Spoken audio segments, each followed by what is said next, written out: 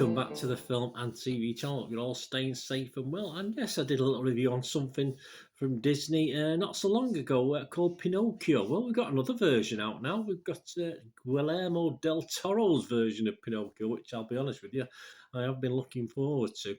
So we're going to have a look at that today. Please, if you are new to the channel, push that subscribe button, push the bell notifications. It's great to have you on board these film reviews. I do TV drama reviews, information, vlogs, lots of different things.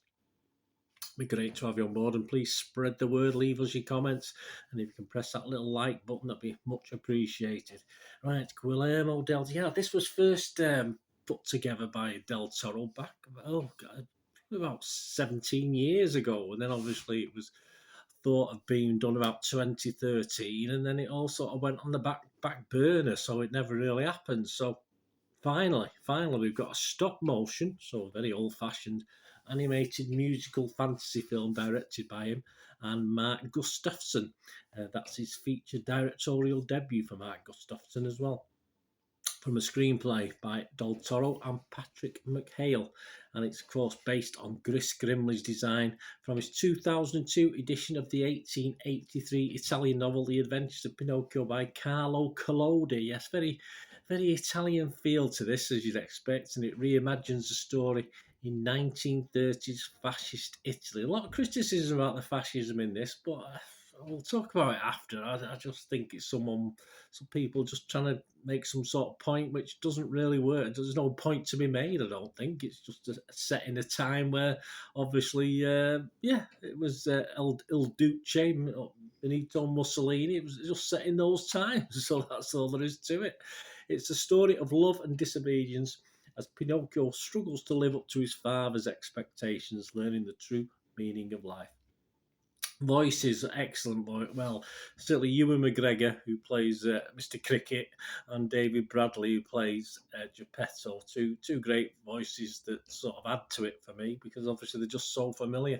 Gregory Mann, Bern Gorman, John Turturro, Ron Perlman, Finn Wolfhard, Kate Blanchett, Tim Blake Nelson, Christopher Waltz, and Tilda Swinton also lend the voices to characters. It had its premiere on October the 15th and it's released in selected cinemas on November the 9th and streamed, of course, where I watched it, now available on Netflix on December the 9th. What about the critics? Well, what about the critics, that the public who've left scores at the moment? Rotten Tomatoes, 84% positivity. We like that, don't we? 4.2 out of 5, so 8.4 out of 10. The Rotten Tomatoes guys. Internet Movie Database, Joe Public, a lot of scores left on there, top almost 2,500, 8.1 out of 10. So that doesn't sound too bad, does it? 93% positivity, so all well and good. Well, the public like it, not always the same with the critics, of course. So let's have a look at the critics. Well, Rotten Tomatoes critics, more of the same, 97% positivity. 141 critics, 137 fresh, and 4 rotten. So I have quoted one of the rottens, but said it's hardly in that much of a minority. It didn't really matter that much. Robbie Collin from the Daily Telegraph in the UK said, the storytelling is unashamedly old-fashioned, it is, and forays into political, it does, and the macabre are all carefully tailored to younger viewers. Yeah, I mean, for me, this is a great family film. It's just a great, I don't think there's too much kids will be upset by or worried about. It's just a really good story. Dylan Roth of The Observer, he said, not merely a cosmetically distinct adaptation of its well-known source material, it puts forth a set of values that go far beyond platitudes and ponders responsibilities of making and being a person. Well, perhaps a little bit deeper than I would like to go on that one.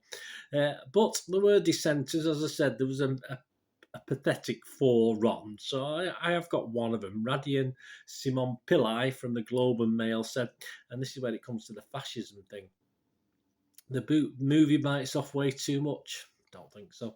It lumbers inelegantly between confrontations with grief and fascism. Yeah, I don't know. I don't know what Radian's getting at there. As I said, there's always people who have a different opinion, no matter how good a film is. But I just don't see anything in what that guy has commented there. The consensus reads Guillermo del Toro's Pinocchio delivers fully on its title, which is to say it's a visually stunning adaptation that embraces its source material's darkness. Yeah, it does make me want to go and read the original now after seeing this. It says Pinocchio, as you know, if you watch my Disney thing, was a special place for me. From one of the earliest films I remember watching as a kid, and of course, I've never gone out and actually read the book, but having seen this darker side to it, I am quite interested in going and doing that now.